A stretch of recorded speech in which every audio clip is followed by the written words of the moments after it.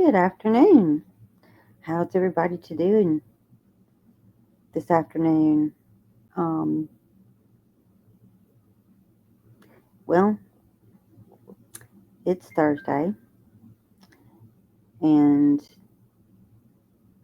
little Emmanuel Haro is still missing. But now, I'm not even gonna.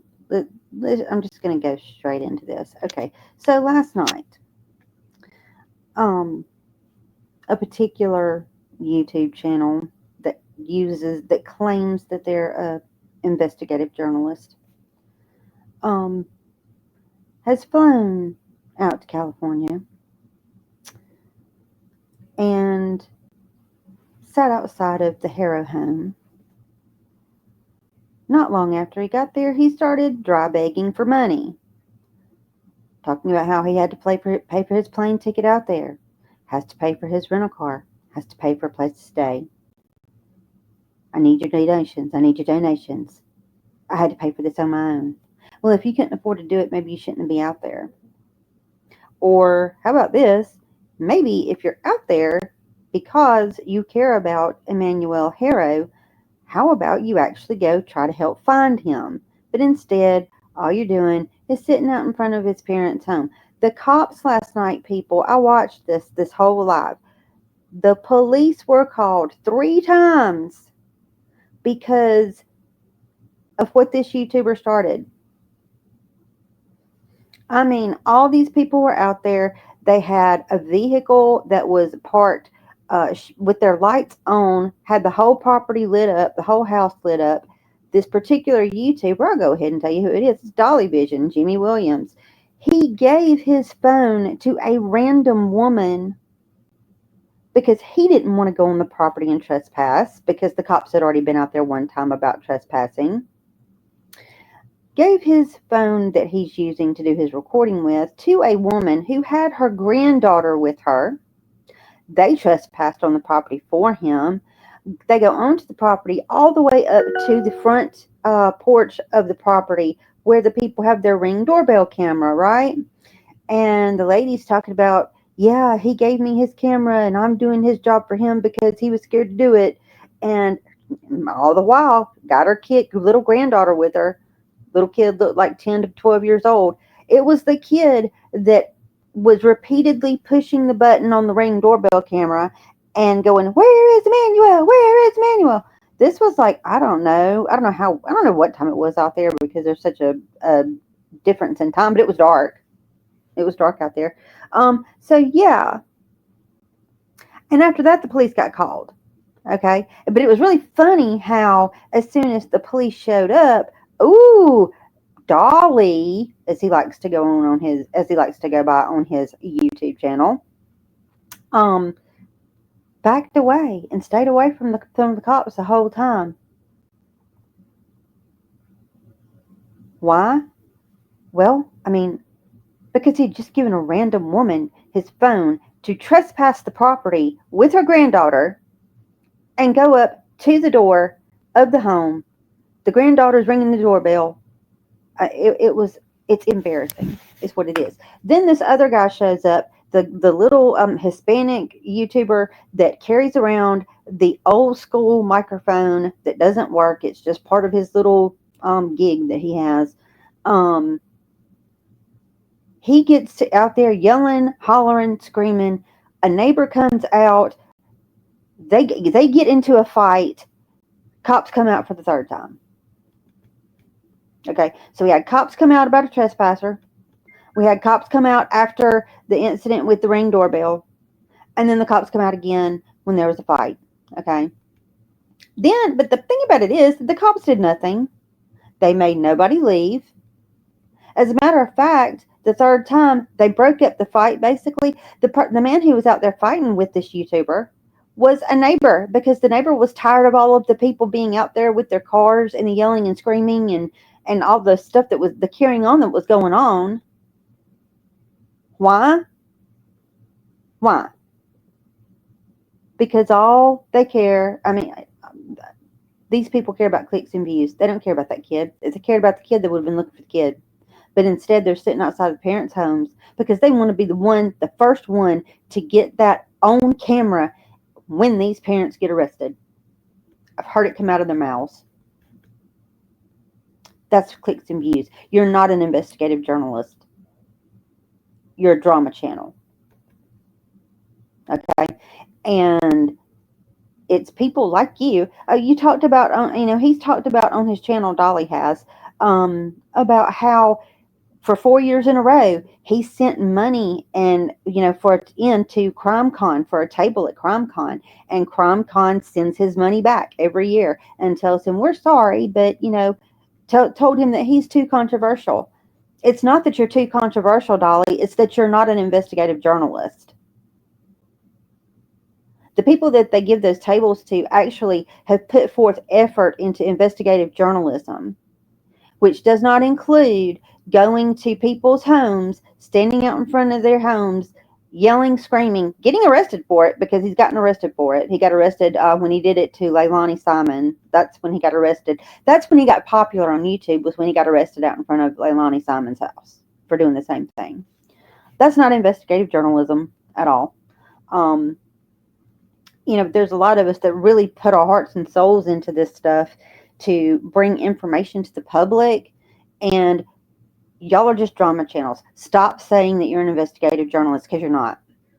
It's because of people like you that when real investigative journalistic channels try to, say, stream, court hearings, and we try to go into these court hearings so that we can, stream court hearings and things of that nature. When they find out, oh, well, you're an investigative journalist, but your platform is YouTube. Oh, sorry, but no, thank you. We get turned away because in their mind, that's what they see is what you people do on your channel. They don't see professional people that are there just to do a job, to get information out to the public, and to be able to explain to the public what's going on from, in our legal court systems. That's we get punished for it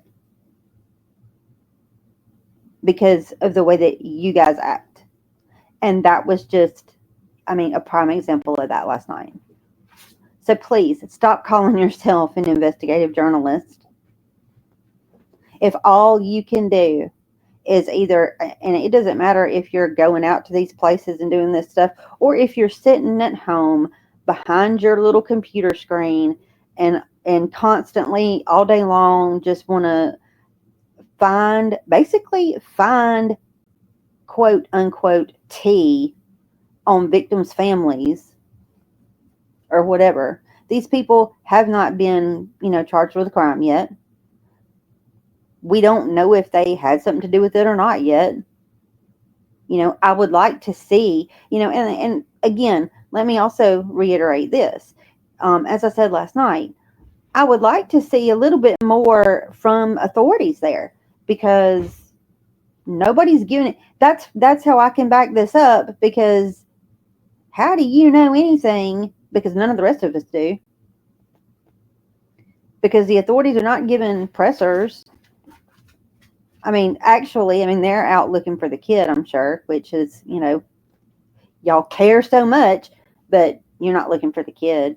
Really, realistically, like I said yesterday, if you flew out to California to help with this case, then the first place that you should have been was the place where the kid was taken from, talking to them, finding out, did anybody see anything that day? Why don't you have surveillance? Why don't we have this? Why don't we have that? You'd be actually looking for the child. But no, you're sitting out in front of the parent's house for one reason and one reason only, so that you can be the first one to get them when, quote unquote, when the cuffs are put on them. We'll be here till they put the cuffs on these people. Okay, well, here's the problem with that. We've got several missing children who y'all have done the same thing with. And it steers the investigation away from the child because now people have to focus on what you're doing and all that. And people's focus gets away from looking for this kid. And we still have kids that are missing. And guess what? Those people, those parents that harassed, they're not in jail either. Summer Wells, Sebastian Rogers being two of them. If you're not going to help look for the kid and you're just going to cause problems and you're going to call the cops off of what they should be doing, what their main focus should be, which is looking for this kid, then stay at home and keep your mouth closed. And if you're going to call yourself an investigative journalist, we operate within the confines of the law, number one. And number two, we do have ethics.